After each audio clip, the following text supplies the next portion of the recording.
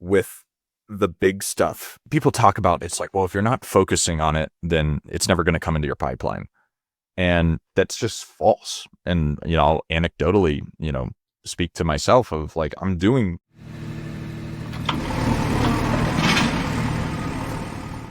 All right, everybody, welcome to the show. Today we're talking about doubling down when things are working.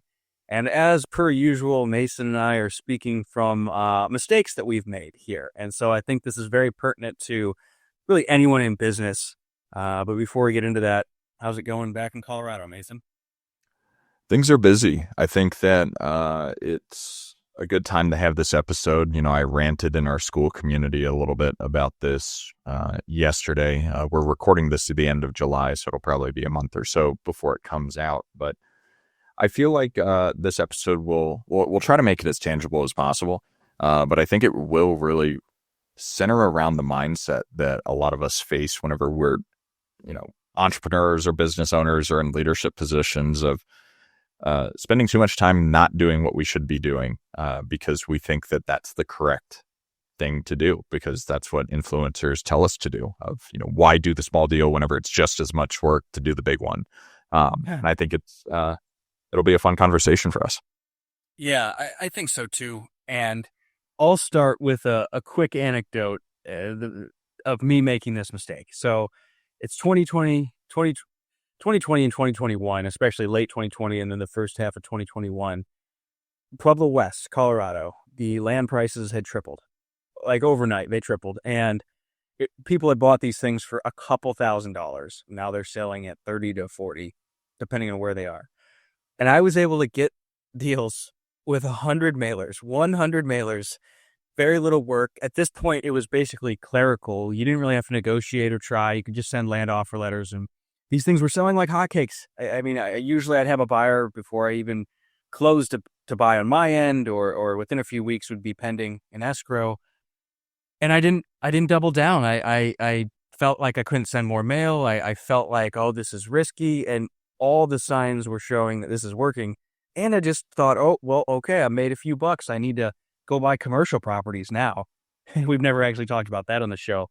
And so I had a killer opportunity and I didn't double down on it. And there's so many dollars I left on the table that I could have easily gotten if I went all out and started calling and sending more mailers and just doing as many of those deals as I could while it was hot. And that's a perfect illustration of what we're talking about. And I think it's good to realize there's a few reasons why we have this tendency to want to stop doing that over and over and over again.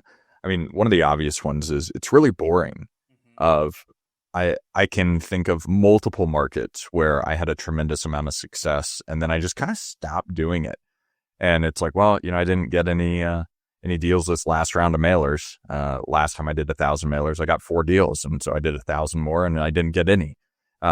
As versus staying on it, that happened in Pagosa Springs, Colorado, Arizona City, Arizona, and a few markets I did have success in that, it kind of stopped working. I've held on to properties for a lot longer. So there's the boredom aspect of just like wanting to do it all over the place because you're not staying as consistent in that one particular market. And then 2, you made mention of the commercial idea. And I think that right there is really powerful, is where you feel like you should level up right away. And I think that within our mind, we had an episode recently come out with Ken Mitchell where he's got 50 years, half a century in this business. Sometimes we think that we do like 5 deals and we're an expert in that market after doing just 5 deals. And that, since we're experts, we need to kind of level up. But I'm interested kind of in the framework that you had whenever you were like, I need to start doing commercial because I'm having so much success with residential. Like, what was going through your head then? I was addicted to listening to podcasts and meetup groups and stupid mastermind groups that feed you a lot of bullshit because someone's financially incentivized to do so. I mean, that's really it. Even sticking with those small deals, if I was just, which I did, but if I was doing 2, 3, 4x and then just continually funneling it all into investments, which I did, thankfully, but it was just less money, you can get so far, right? I mean, it's a good analogy to what you're doing with your real estate license, but I was too distracted by what I was hearing on podcasts, honestly, at the time. I mean, we're talking 4 or 5 years ago, this was really going on. And I think that was what pulled me away more than anything. Yeah. Yeah, absolutely. Well, and it's funny because part of the reason we're doing this is I'm experiencing it right now. Of, the land flipping business is fine. We're getting deals. We just got one under contract. We just got which you and I will talk about offline, Dan, but that portfolio deal, they came back with a really good counter offer. So looking like it, Nice. taking down another couple dozen lots and everything. So the flipping business is fine and sustaining itself. On the brokerage side, a majority of the deals I'm doing are these really small deals where I'm making in between 1,200 and 2,500 commission paid out per deal. I'm a few months in, I've brought in 30 grand and I'm like, I need to stop doing these small deals. They're so frustrating. And this most recent one I'm doing that's closing next week, I met this guy for lunch once, went under contract the next day. We're closing 2 weeks and I'm making $2,200. I'm like, actually, this is not that frustrating. And I think what I'm trying to hammer home to myself, that you guys get to listen to my, internal monologue about is every deal, it might take the same amount of work to make 1,200 as it does to make 10 grand or 30 grand on some of these broker deals or land flip deals, but they're all going to be frustrating. And if you can develop a frustration tolerance and just kind of recognize, like, actually, my mindset is incorrect. This is just what it is. Of like, it's not frustrating. It's just, this is how a deal works. And what is my time worth at this point in time? Because right now, being able to bring in an extra 300,000 to 400,000 on the brokerage side this year, it's really significant. And we're still doing large deals. I made an offer today, a multi 8-figure offer this morning. They didn't accept it, but that right there would have been, that much commission in one deal. And the only reason that I'm able to even have those conversations is because I'm transacting so much and gaining the experience. And I think that just like I said before, of like, doing just a few deals does not make you an expert. It takes hundreds and hundreds of deals to make yourself like actually an expert, or thousands of hours of time in this space. And I think that if you try and level up too early, you're going to fail. And I'll pause for a second here after I make this one last point. I think, I feel myself wanting to delegate this responsibility really early. And I've only made 30 grand doing these small deals, but I don't care where I'm at in life. If I can have this pipeline where I'm spending less and less time because I'm getting better and better at it each single deal to bring in an extra 10 to 20 grand a month on these small deals, I don't think I'll ever be in a position financially that I would say no to an extra 10 or 20 grand on no spend per month. Like, it's crazy. Yeah, I think that's the fundamental thing that was in my head that was wrong, which is, oh, you need to do it once and then offload it. And again, I think that's just sold by people trying to sell courses. I mean, down the road, if net worth is in the multi 8 figures and have some paid off buildings, okay, at that point in life, maybe pursuits will be different. But right now, I'm focused on making money and just growing that nut, right? And so I absolutely want to work. And that bullshit that was pumped into my head from all these podcasts. I mean, I shouldn't have offloaded acquisitions as soon as I did. There's all kinds of lessons learned we can talk about there. But I think that's the problem, which you're realizing and not making that mistake, Mason. So I think that's really important. And it's so hard not to, though. I mean, I feel myself wanting to offload it, to hire it out, to delegate it. And I'm just forcing myself not to. I do have a number in mind of, like, with these small deals, that once I achieve that number, then I'm going to start bringing on help to just be able to do more volume, because I'm slowly but surely reaching the point of I'm running out of time. Mm-hmm. And I think that it's this funny thing, because it's when you and I first met, I don't know, however many years ago, dude, we were not working that much. No. Like, no.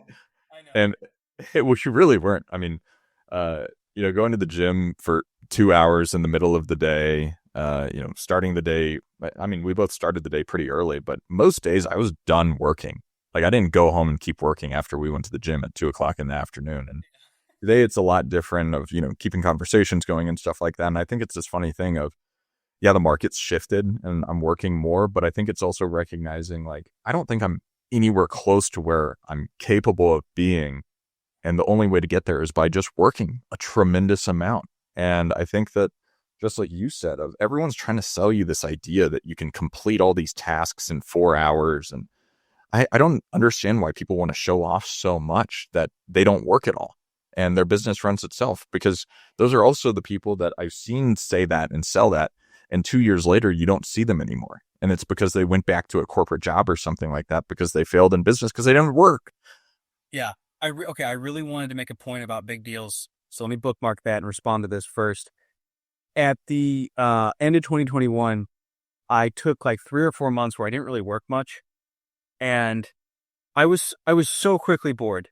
It was so like, for me, you can reach a level of, if you're really frugal like I am naturally, I don't really have to try to be. And, if you don't have kids yet, I was at a point where if I wanted to just stop there and just kind of coast, it wouldn't have been hard. But number one, that would be extremely boring. Number two, that sucks. They're like, what is this idea? Oh, I was what, 24 or 20, 25? Like that sucks. That's no fun. I want to build something. I want to be able to buy whatever I want. Like I think that's a bill of goods most of the time. Most people are not going to enjoy that. Even if you have kids and a family and you want to spend more time with them, maybe you want more flexibility. But I promise you, you're going to want to work and use your brain on something. And so that's been the biggest shift for me, is just realizing I really like building something most of the time. There's rough days, but most of the time. Yeah, and I think something to recognize too, of we have these numbers in mind. You're a lot more frugal than I am. Of here's what my cost of living is. I can very comfortably live, and I can go out to eat once a week, and go on vacation a couple times a year and everything like that. And it's funny as you start describing it, of like, because I've got this many rentals, my business is producing this much. And you're like, well, that almost sounds like the same thing that the corporate W-2 employee experiences. Of they've got a decent job, it pays them enough to keep them comfortable. And not to make everything about the financials of it all, but I think that you and I both don't know what it's like to be in a financial position where we don't have to think about anything. Because I mean, the deal you looked at last night, I emailed it to you this morning, of we have to think about that deal. We have to think about potentially where the investor capital is coming from, or how much we would want to contribute to a deal like that, as versus if I was worth 50 or 100 million, I would buy that thing full price cash without even thinking about it. Yeah. And I think that starts making business a lot more fun, beyond, being able to buy the Rolex or buy the nice home or go on the nicest vacation and stay at the nicest hotels and everything like that. Business starts getting really fun whenever you're the person that can realistically not outbid the competition, but make offers on everything that makes sense to make offers on. We're focusing right now on so many of the land deals where the bet is asymmetric, where the pricing's almost unrealistic, and so it makes it harder. Of like, you and I will feel that of, dude, I feel like our pipeline's drying up because we're not able to make the margins work on these deals, as versus getting like an 8 to 12% yield on certain deals makes it a lot more interesting to be able to do a lot more. So I think that's one component too, of like, beyond the financial rewards of it, just being able, the business rewards of being in a financial position to be able to do what we want. It's funny you say this. I had this conversation with a friend out here who's in the land business yesterday. And when you're in that financial position, it doesn't have to be, you don't have to be worth $50 million, but where you can take a longer term perspective on these land deals. Let's just stick with what we are doing, these land deals. You just get to play a different game. I mean, a totally different game if you're capitalized correctly. Like the one company I'm working with on some deals, they're in that position. And so they can just buy up big tracts of land because they don't need to monetize it tomorrow or even this year. And so the deals they can get, they're operating from a whole different perspective. And so they can play a whole different game and just kind of beat out most of the competition. I think that's what you're referring to, really. Yeah, well, absolutely, because we're still in a position within the land business where it's an active income generating vehicle for us, and I'm working on making the land business more like kind of what your partners that you're working with, of like, it's actually trying to turn it into an investment vehicle more than anything, and the brokerage is what's my active income generating business. Because I mean, you hit the nail on the head of a lot of uh, a financial term that we don't really even consider is just like the actual payback period of a good deal in corporate America is like if you can get your money back in like, anywhere from like 4 to 6 years that you invested on a project, that's a great deal. Yeah. A lot of times the payback period's going to be 8, 10, 11 years of just recouping your initial capital.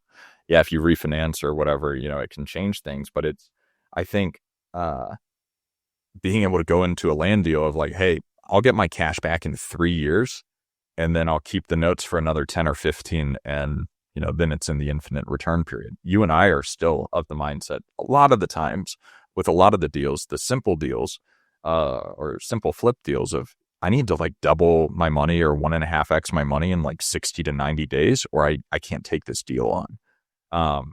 So I think that too, just it changes your perspective on turning your cash flow generating business, your active income generating business into a true investment business, because then that becomes really powerful. But you're not able to do that if you're not doing all the small deals that make it make sense to be able to cover your cost of living and be able to accumulate all the capital. Okay, I'm glad that was a good way to circle back to the point I really wanted to make about big deals, quote unquote. And I think it's often bullshit when people say that it takes the same amount of effort to do a 100 unit as a 10 unit, or in land, to buy X 100 acres versus just a simple infill lot flip. It's just not true. The vast majority of the time, it's just not true. There's a higher rate of something going wrong with these bigger deals and them falling out. And I've watched people do this where they're successful with whatever a little deal is, whatever that represents for them. They're doing a bunch from them. They say, all right, I want to level up. And then they move into the bigger ones and they have a bunch in the pipeline. They don't realize just your rate of those falling out because of title issues or miscellaneous due diligence issues or whatever it might be. It's much higher. Whereas these, again, using land, these simple infill lot flips are really straightforward. The due diligence is simple. There's a lot less uncertainty, much quicker closing time frames. Buyers will buy them much quicker. And so if you need to make money, if you need to continually generate revenue, you got to keep the little stuff going in conjunction with the big. And I think that's where so many people make mistakes. And I think that's often where you made some missteps is you were just focused on the big stuff. You didn't have the little stuff going, and then the big stuff dragged out or didn't go well or fell out. I think there's 2 points to kind of codify that. Number one, big deals take far more time, effort, and due diligence. There's a lot more involved, unless you have a whole company under you, which most of us do not. And then number two, you got to keep the little stuff going in conjunction with the big stuff if you want to keep your cash flow consistent. Yeah, absolutely. And I think that it's funny because with the big stuff, people talk about it's like, well, if you're not focusing on it, then it's never going to come into your pipeline. And that's just false. And, I'll anecdotally, speak to myself of like, I'm doing very small deals and very large deals that are just falling into my lap because I'm doing so many small deals. I mean, the small deals I'm working, these are huge developers that are doing these 35, 40 acre little ranchette splits that now it makes it so where it's like, okay, whenever a big property comes into my pipeline, I can determine, do I want to buy it myself or, do I want to, sell it or, broker the deal in some capacity. And I think that, what you fail to, or a lot of people fail to recognize, like even in some of these markets, Dan, that you're having a lot of success in, just doing these small flips. If you keep operating in there, eventually you're going to come across a landowner that's like, hey, I want to get rid of this one and I've got 50 more, or I've got 1,000 acres right on the outskirts of town. It just happens, like, because a lot of these landowners, like, this was their entire portfolio. And it isn't just the mom and pop people. And the only way to, get to experience those is by getting to do the small deals. Cause at least you know what you're talking about. Cause you can say, oh, I've done 40 deals in this market, and they're going to take you a lot more seriously than the person that has been trying to get their big giant subdivide or whatever it is, for the last 2 years, but hasn't actually marketed or anything like that. So,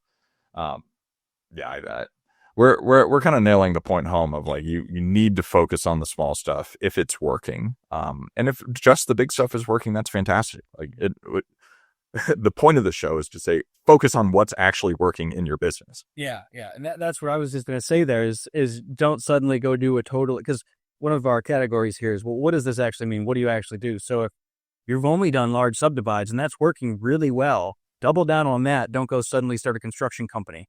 You know, double down until there is some sort of constraint, whether it's capital or employees. Fix that constraint, hiring people or finding more investors, whatever that might be, and then keep the doubling down until you can't do it anymore, which you probably won't reach that point realistically.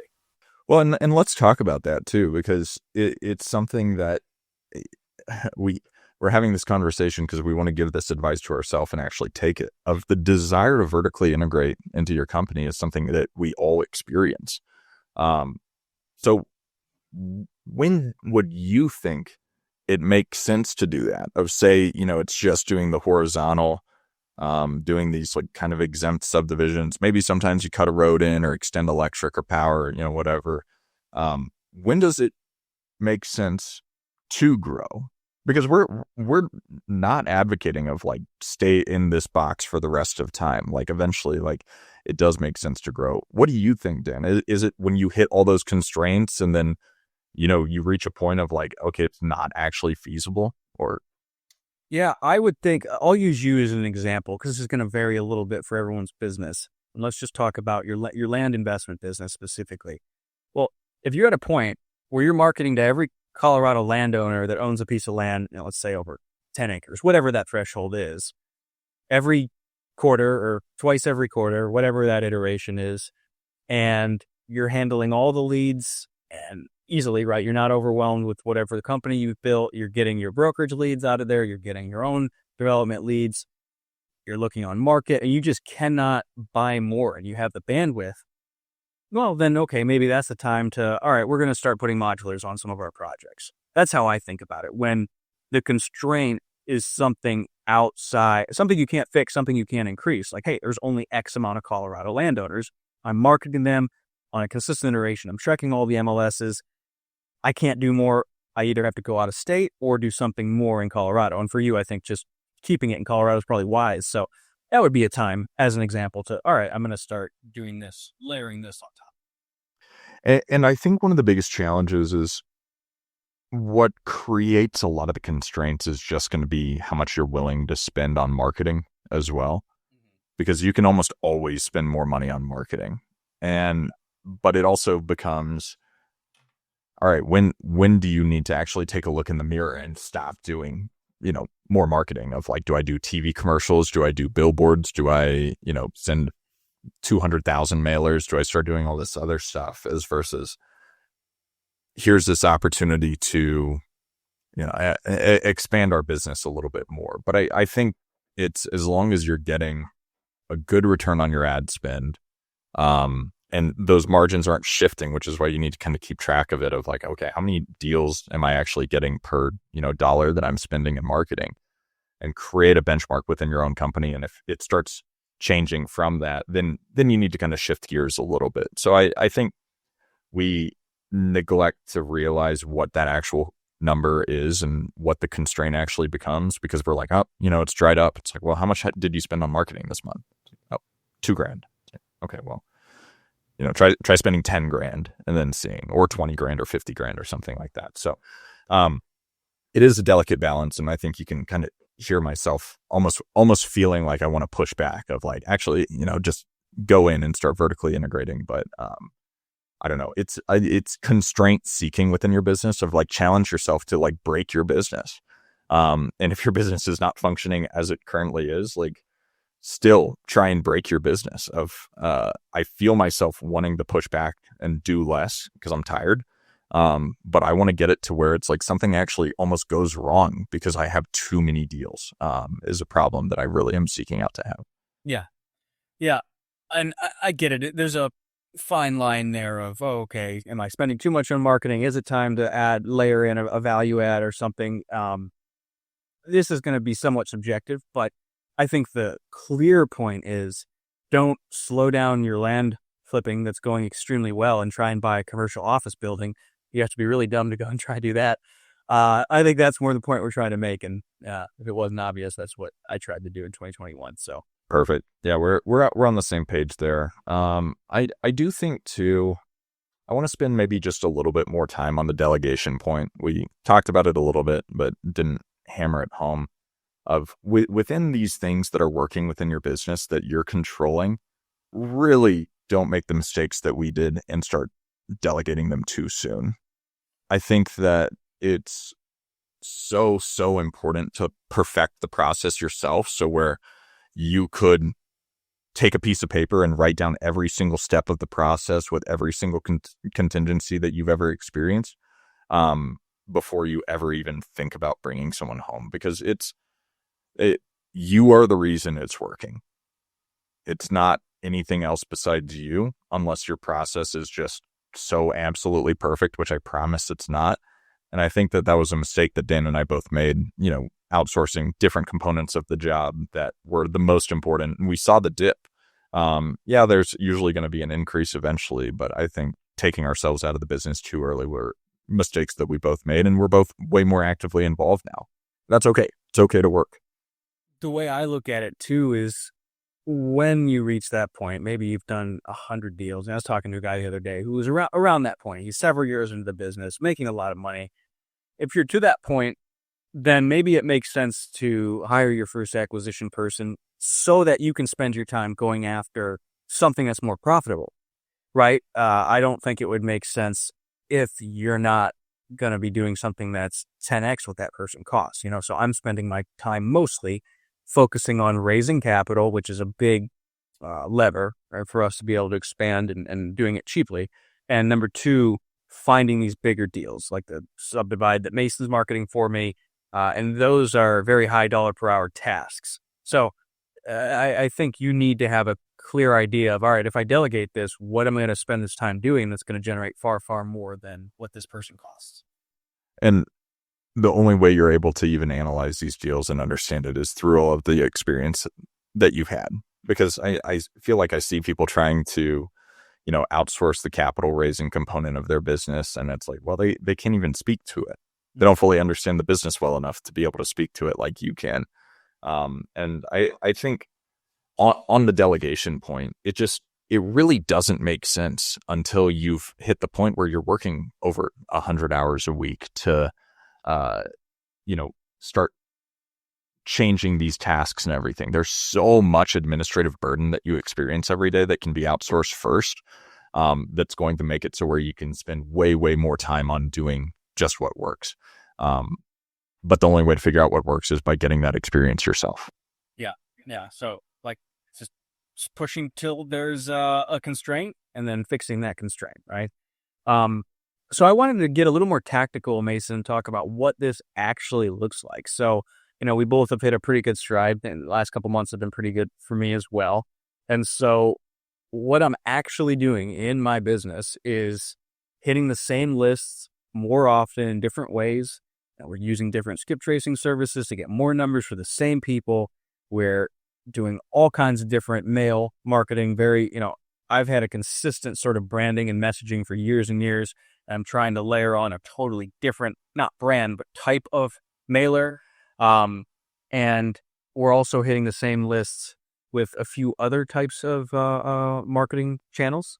And so that's what it looks like ultimately for me is there's these markets that we've already mailed every landowner a dozen times, right? And so how do we keep getting production out of that? Well, hitting them in different ways. And then on the investment side of my business, I'm just continuing doing what has been working. So I just put another lot under contract yesterday. I'm going to build another duplex and just keep it, right? It's not especially exciting. I'm not thrilled to have to get the plans done and just deal with the clerical crap that you have to do to get that started, but it works. Mm-hmm. Well, I feel like that framework right there is we talk about Alex Hormozy a lot on the podcast, and it's the more, better, new. And the answer at first is always more, but just like you said, if you're like, I've hit every freaking landowner in this particular market forever, and we're not getting as many deals as we want. So how can we make that better? And it's trying out, and this is where the creative expression gets to come in of like being able to make this the fun part of the job, because the deals themselves are typically boring. There's going to be some issue that comes up during it, and you're going to buy it for this much and you're going to sell it for more, hopefully, and that's fine. It's a very boring business, and that's what we want. We want a boring business that's going to produce cash flow on a monthly basis. But being able to get creative with the marketing materials, try and find more owners through different services and everything like that without going too off the wall. I feel like so many people want to there's a new software that comes out every freaking day. Yep. And they're all pretty much the same. There's a new CRM that comes out every freaking day, designed for you, by you type of thing. And it's all just people trying to make money. So be careful, with the incentives of the person that's trying to sell you something that they say is going to improve your business. Because then it just ends up being distracting. So like Dan, for you, whenever you're looking at like, I'm trying to contact more people because there's leakage somewhere. And I'm trying to do it in a better way.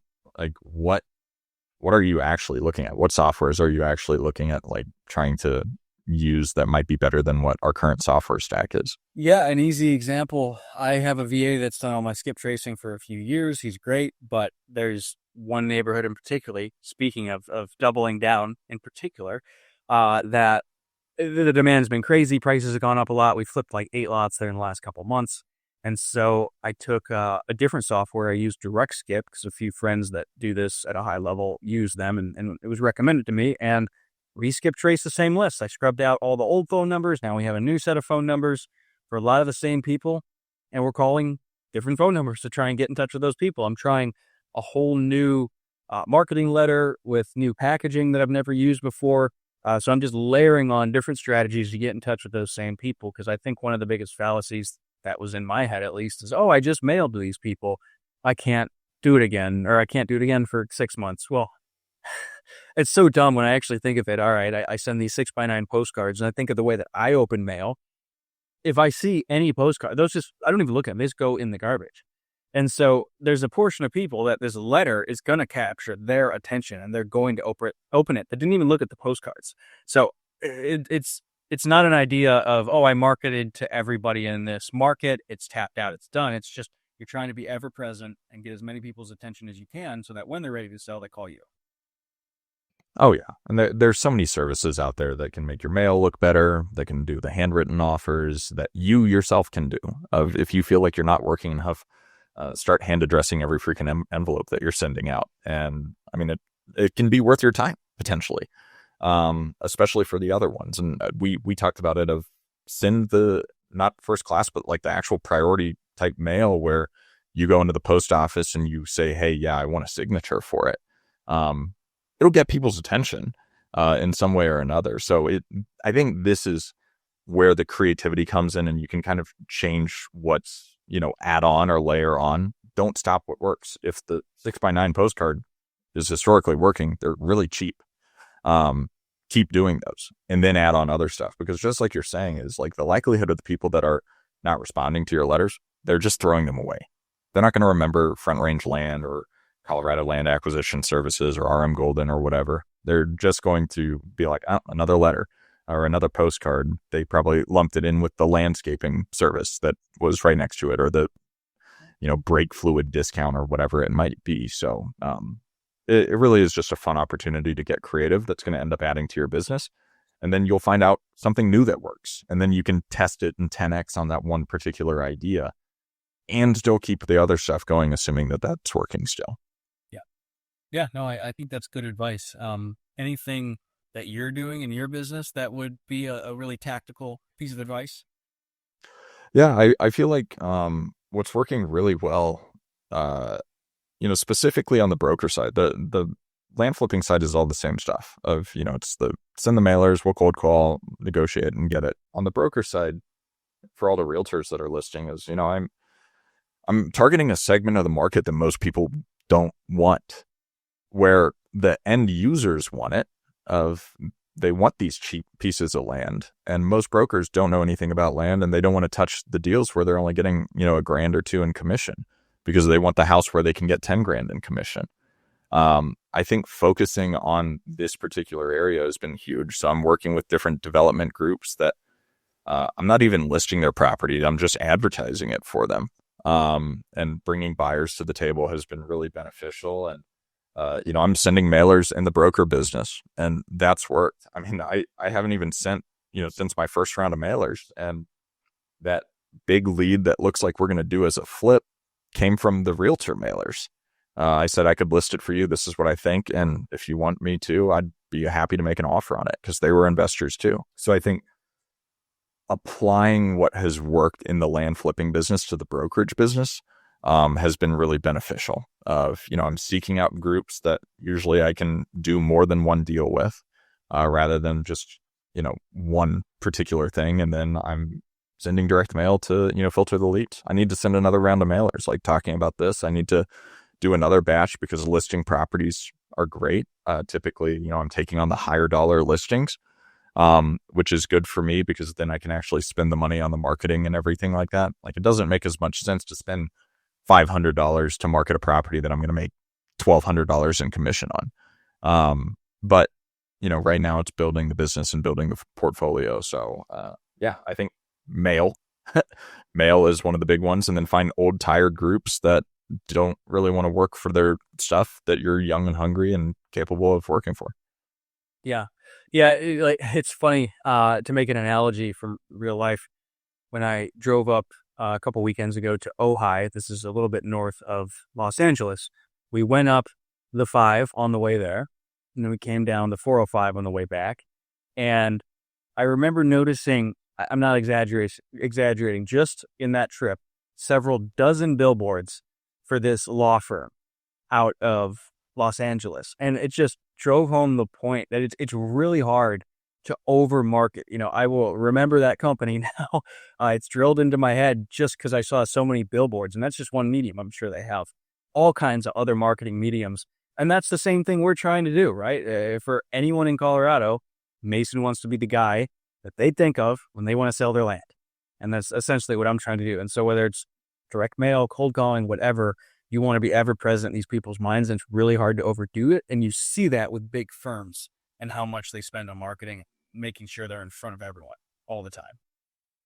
And I think something sometimes people are afraid to do is put their name and put their face on stuff, because they're like, well, what about when my business gets too big and it's not me that's doing everything? It's like, for people in Texas, like Jim Adler, the Texas Hammer, who's like the, number one personal injury attorney. You think he's taking your case on? No, like he's got people. So it's okay to build a brand around your name and around your face, because most likely, like, it's going to take a really long time before you're at a point where people are like, they don't care whether it's Mason or Dan that does the deal for them, or someone, within their company. They're just attracted to the person that, is running the company, to make it happen. So don't worry about scaling too big, or, removing your face from the company, when you're not there yet. So put it on there, build it, be proud of it. And I think you're going to create a brand that makes it recognizable, because you've marketed so much and just put your face and name out there everywhere. Yeah, I think that's a good way to say it. Reading through the notes here, I've said most of what I want to say. Do you have much more you want to go through, Mason? I don't think so. I think it's just, the main points that we really want to drive home is whatever it is that's working in your business, spend almost all of your time on that. Yeah. Your creative outlet can be getting better at doing it rather than be doing something different. And if you're capable of doing that, you're going to build something really, really big, and it's going to take a long time to do it. But what you're going to be able to do because of the successes from those results of just doing the same boring thing over and over again, is going to be huge. But that's all I have. Yeah. And there's nothing wrong with layering in new things, larger deals, but you got to keep what has already worked going. And agreed that it's what is it? More, better. What's the phrase? It's more, better, new.